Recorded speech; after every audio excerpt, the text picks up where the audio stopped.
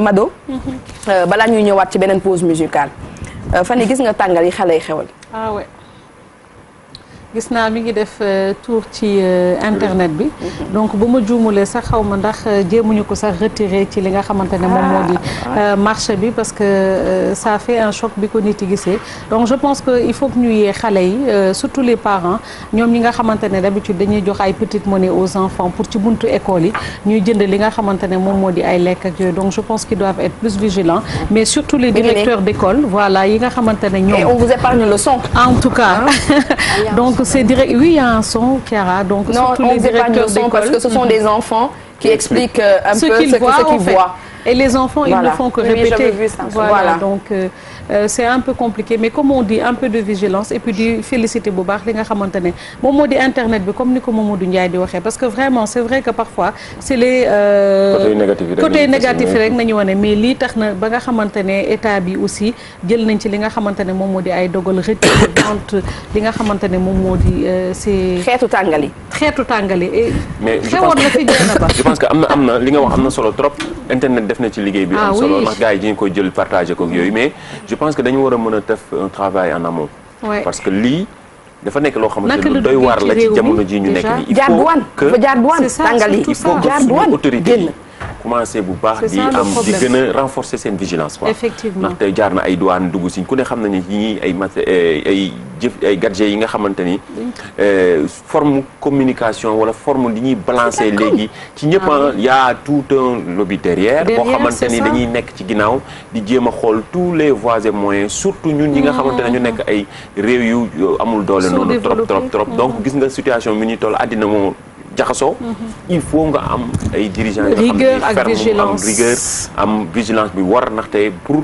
je pense que léegi ci jamono toll il faut que nga xam ne yar say doomu réew moo mën a développer dëkk ñëpp gis nañ ko ci pandémie bi yëf yi jaxasoo ba jaxasoo ku nekk dafa tëjuwaat toog ci sa bopp tëj sa réew donc nag je pense que say valeur doo ko bàyyi say li nga xamante ne mooy sa culture doo ko bàyyi mais li nga xamante ne mooy sa diine tamit doo ko bàyyi donte fii sax danañ wax ni du diine l'islam rek fi nekk am na yeneen ñu leen bàyyi xam mais je pense que lii loo xamante ni amul benn diine buy cautionné lii jamono moo ni toll peut-être nag ba léegi ñu ngi xool bu ñu jaaree ci médias yi dañuy koy jéem a glisser façon communication boo xamante ne xale yi dañ koy mën a capter ñu ngi gis nañ léegi ci dessin animé yi léegi ñu koy jàllale facilement ci internet bi et puis man sama problème mooy waajur yi est-ce que ñu ngi nelaw ba yandoor man loolu moom mooy sama tu as peur parce que bu nekkee yow façon tàngal yi nga xamante ni yow peut-être que sa doom mi ngi dem école voilà yaa ngi koy jox goûter et tout mais extérieur bi mënoo xam sa doom la lay def tu peux pas tout contrôler on nous met dans notre pays ay gadgets ay bonbons yi nga xamante ni ils apprennent aux enfants à être pervers à se divertir voilà à se pervertir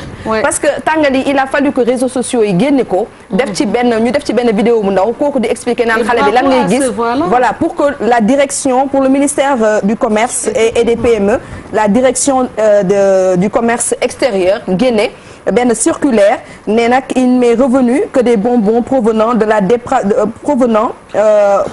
la dépravation et la débauche enfantine sont commercialisés sur le marché. Donc mu ne ces bonbons sous forme de jouets identifiables par 2 jeunes enfants mimant une embrassade ne véhicule pas un message éducatif, encore moins ludique. Donc je vous demande de prendre toutes les dispositions et de procéder immédiatement au retrait systématique du produit en quelques lieux où il est commercialisé. Et vous me ferez le compte rendu des actions et diligences menées à cet effet. Et c'est signé par le directeur du commerce extérieur. Mais est-ce qu'il a fallu qu'on montre ça pour qu'on enlève ça? C'est le manque de vigilance qu'on disait, Dieynaba. Et je me dis qu'un cas comme ça, ce n'est pas la première fois. Je ne sais pas si vous vous rappelez, la dernière fois, on avait signalé les petits bonbons, les dosettes les dosettes sous forme d'aspirine, alors qu'à l'intérieur, il y avait de la drogue. Il y a un moment, il y avait les dosettes de boissons alcoolisées que l'on vendait devant les établissements à un coût tellement, je ne sais pas, dérisoire, à 100 francs. Et donc je pense que baax na comme ni ñu waxee cette vigilance elle doit être là et un peu plus de rigueur quand même parce que c'est pas normal mu jàdd ci li nga xamante ne moom moo di douane bi dugg ci xool.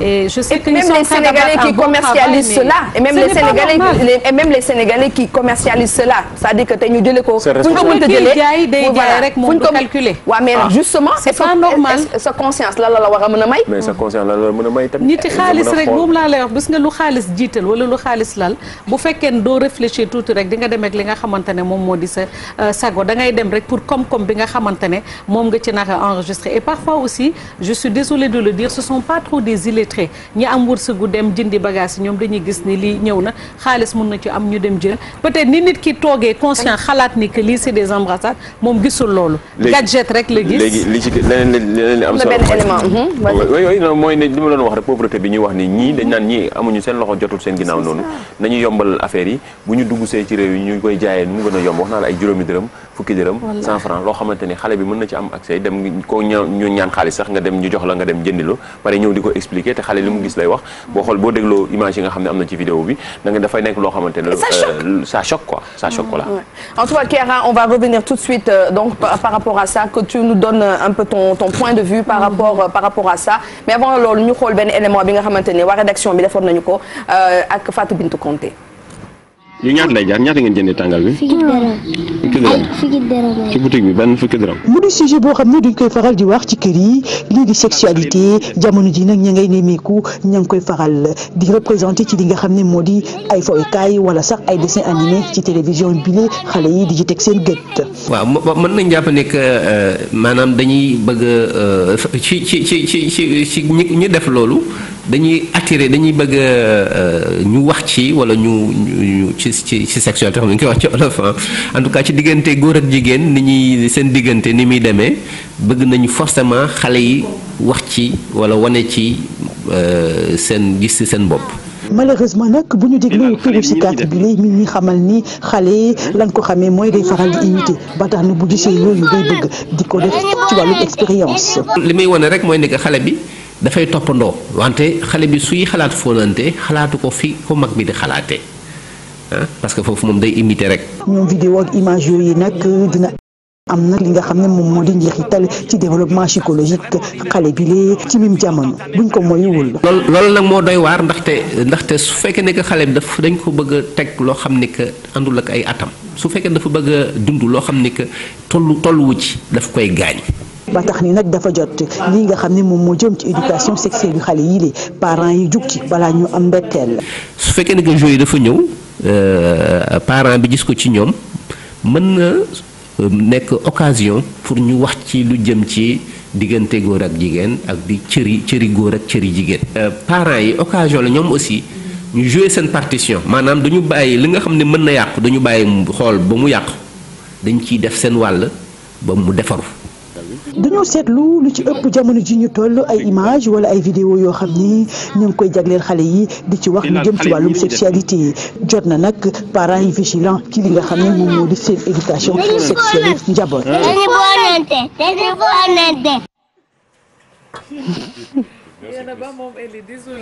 non mais oui parce que tey waajur tey bu responsable rek tey sa fit tey mi ngi ci xottu gerte en fait. waajur bu responsable sa fit mi ngi ci xottu gerte parce que da nga éduquer say doom nga ñu génn ci biti ñu yàq leen quoi franchement et puis amoon na benn période bi nga xamante ni ils vendaient des dosettes ay genre ñu ne alcool moo nekk ci biir 100 francs lay jar xale yi di ko consommer ci buntu lycée yi mën na ko ci xale yi di ko naan di tërëf. du ma la wax ci accès bi danaa dañuy wàññi accès bi mën nañu seeral dund. seeral lépp mais yéen yi nga xamante ne toujours day pervertir wala day yàq jeunesse. toujours dañ koy yombal du jar dara su ko defee donc ñun tamit responsabilité bi aussi day ñëw ci parents yi. toujours donte nag responsabilité bi di c'est partagé ah. mooy autorités yi di parents yi di société bi ñu nekk. ndaxte société bi ñu nekk ku ne gis na ni école bi ñu koy jaayee. mais ku ne gis na ni société bi ñu nekk léegi xam nga yu ci bari laisser aller la xam nga recherche buzz bi moo ëpp toujours booy wax sax lu am njariñ ñëpp ñun ñëpp booy wax sax li nga xamante ni vraiment li yëfi développement la yëfi di kenn du la faale mais boo waxee loo xamante ni fépp nag c'est partout waxuma Sénégal rek même dëkk yi développé yi laa la wax ay États-Unis ak France ak yooyu jamono ji président de la République bu waxee loo yu def buzz bërki démb États-Unis seen débat bi lan lañu def buzz débat bu lu toll ne débat présidence américain débat bi jeex kenn retenirul dara lu dul weñ bu topp ci benn candidat bi loolu moo war a xam ni kon xam ne yëf yi nag jamono ni toll c'est mondial c'est partout man bëgguma rek ñuy wax Sénégal ak yooyu noonu c'est partout boo xoolee France pareil benn débat bu am solo la ñuy toog la ñuy ci lu am solo la ñuy débat ñu jël ci benn affaire bu ñàkk fayda di ko débat ñu xëy suba ñëpp médias yi ci loolu la ñuy wax donc di wax peut-être parce que y a des gens qui aiment la médiocrité comme on a l'habitude parfois bu ñu koy wax fii ñun dañuy waan wa yéen seen télévision yi nii seen nana nii nana mënoo wax rek xam na da nga naan bokkuma ceeg xaw ma lan ak lan ko moom mais je pense que buy wax ni lii xew fii moo xew fépp jamono ji moo amatul léegi ay fii la xew lii xew la ñëpp ci yem donc nag ñun ñooy war a mën a xam ne tamit ñun dañu am ci ay base yu ñu nekk mooy dañu am culture au moins dafa am ci lu ñu sukkandiku ñenn ñi nga xam ne mooy tubaab yeeg yeneen ak yeneen par à la limite li tax ñuy def nii yëpp amuñu fu ñu sukkandiku amatu à la limite dootuñu xam fan lañu amuñu identité mais xale yi sax tey balaa may dee rek léegi ñuy taal novelas film yi nekk novelas yëpp la ñu xam xale yi est-ce que du yaay yi ndax yaay yi taal novelas mais c'est vrai mais c'est ça ma fille elle arrête pas de me parler maman Fatma Goul maman Kérim il pleure donc c'est que ñun aussi on est mooy loolu. Bon, je suis dans une position assez complexe parce que quand on parle, je vis via les réseaux sociaux de la vidéo et je lisais les commentaires. J'ai l'habitude de lire les commentaires pour me faire une idée de ce que les gens pensent. Et quand on parle de perversion, entre guillemets, il y a une association directe à tout ce qui vient de l'extérieur, donc de l'Europe, de l'Occident et tout ça. Donc il y a d'un certain côté, il y a cette stigmatisation de tout ce qui vient de l'étranger en tant que perversion, c'est ça. Donc il faut dire que c'est pas forcément tout ce qui vient de l'extérieur, que c'est de la perversion. On a jamais là où on habite. Non, je parle des commentaires, des commentaires que je lisais via les réseaux sociaux. Donc il faut essayer de faire ça. Par rapport au débat, c'est un débat qui est assez complexe. Donc je suis d'accord avec ce que vous avez dit, ce que Mamadou a dit. Donc les responsabilités, bien sûr, sont partagées. Ça commence par les parents, ainsi de suite. Puis tout ce qui vient de l'extérieur, c'est clair qu'il doit y avoir un contrôle. Oui. Pas seulement par rapport à la forme de tout ce qui est joué, mais aussi du matériel. Parce qu'on n'en parle presque jamais, c'est des jouets qui sont adressés à des enfants qui sont très petits, ils ne peuvent pas comprendre. Et c'est des enfants qui touchent, qui mettent dans la bouche et tout, donc on ne sait même pas de quoi ils sont faits, d'où ils arrivent. Donc vraiment, il faut un contrôle dans 60 degrés. Concernant le thème de ces jouets, donc qui est vraiment sexuel explicite, hein, parce que moi, ce qui m'a choqué plus que les bisous, c'est le dessin. Donc il y avait une petite fille qui soulevait la culotte. Donc ça, c'est des enfants, ils ne peuvent pas vraiment comprendre. Ouais. Donc on ne peut pas confier l'éducation sexuelle à des jouets qui sont adressés à des enfants qui ne peuvent même pas comprendre. Donc à la base, vraiment, il y a un contrôle qui doit être fait. Et puis après, la mise en place, vraiment, à niveau familial, à niveau scolaire, c'est des tâches qui doivent être données aux parents et aux institutions qui visent l'éducation des enfants. Donc, ce n'est pas des jouets qui vont expliquer à des enfants qui ne peuvent même pas comprendre c'est quoi, parce qu'après, ils se posent des questions. Et c'est adressé à des enfants petits. Ils ne vont pas comprendre et ils vont imiter. Oui, parce que et en imitant, voilà, après, c'est donc vraiment à la base, il y a une réflexion. Dans tout ça, la chose positive, c'est qu'on a pu en faire une réflexion. Donc maintenant, sûrement, les gens seront plus vigilants, les autorités seront plus vigilants. Donc dans les mal, il y a eu quelque chose de positif.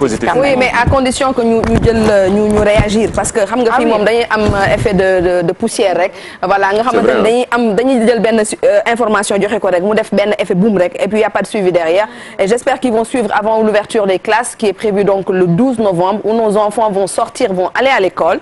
Ils seront confrontés à ces réalités-là. Donc nañu dimbali li lay war a suuli rek ñu aaral ñu suñu njaboot bu baax a baax a baax. loolu si ñun luñ ci rek daal di at. D'où le côté positif des médias sociaux. Mais oui. Côté boobu moom gars yi dañu ko bàyyi léegi. ku nekk ak sa yaay sa journaliste.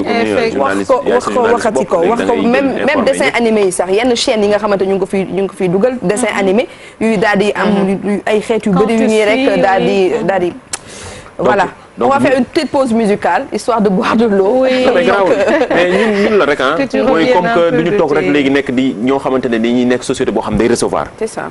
donc ñun la guerre communication la guerre defar la ñun moo tax ñun suñuy xel ak suñu xol ak lépp dañ ko war di jël di defar loo xamante ni dafay am image wala référence ak suñu culture ak suñuy tradition c'est important ñoom tamit bi ñuy def loolu ñoom ñi am moyens ñun tamit dañuy góorgóorlu du rek yor sa téléphone portable yor sa connexion 1000 francs taxaw def ay live di wax lu la neex ba génn dem tëddi mais nag doo tax guerre communication la na ku nekk di def yow bu fekkee da nga nekk ci mbirum diine jéemal fexe góorgóorlu ba xale yi di ci roy wala nga def pas rek di wax bi mais nañuy def dara quoi nañuy def dara côté communication la côté jéem a créer benn affaire boo xam ne dina gën a fësal diine nga def ko bu fekkee yëru culture la nit ñi gën a xam Lat Joor gën a xam ñan ñooy histoire politique u Sénégal ñan ñooy kii ndaw ñi gën ko jàng ñun tamit ñi nga xam ne am nañu moyen ñu jéem a investir ci loolu ko wax ni jamono ni toll na ku nekk di def comme guerre communication la guerre fësal sa bopp ak léegi ku deful ku am xam-xam toog sax duñ la faale ñi am xam-xam ñëpp boo toogee léegi toog ñi ba dañuy retiré wu toog seen kër ne dootuñu def dara parce que léegi affaire yi dafa changé bu ñu croiser les bras du dem ndaxte ñun ñëppay toog mujj gi seetaan donc ku nekk góorgóorlu jéem a def dara. D'accord d'où la nécessité d'avoir des émissions comme Wundeelu dans des télévisions. ñu nga xamante ne dañuy indilaat suñu cosaan dañuy indilaat suñu ay mag yu baax dañuy indilaat li nga xamante ne moom mooy lu baax ci ay royukaay. Et vraiment Futurs Médias chapeau am na lu bëri li nga xamante ne war na mën a des ci télé. pour ñu war ko mën a def ci wàllum contenu mais li gën a am solo mooy ñu ngi ci rek daal di góorgóorlu ay émissions yu mel ni donc Wundeelu on le dit en toute objectivité. C'est des émissions yu ñuy dimbali pour ñu mën a daal di xam daal suñu mag ñu baax ñi ñan la di ci rek daal di roy bu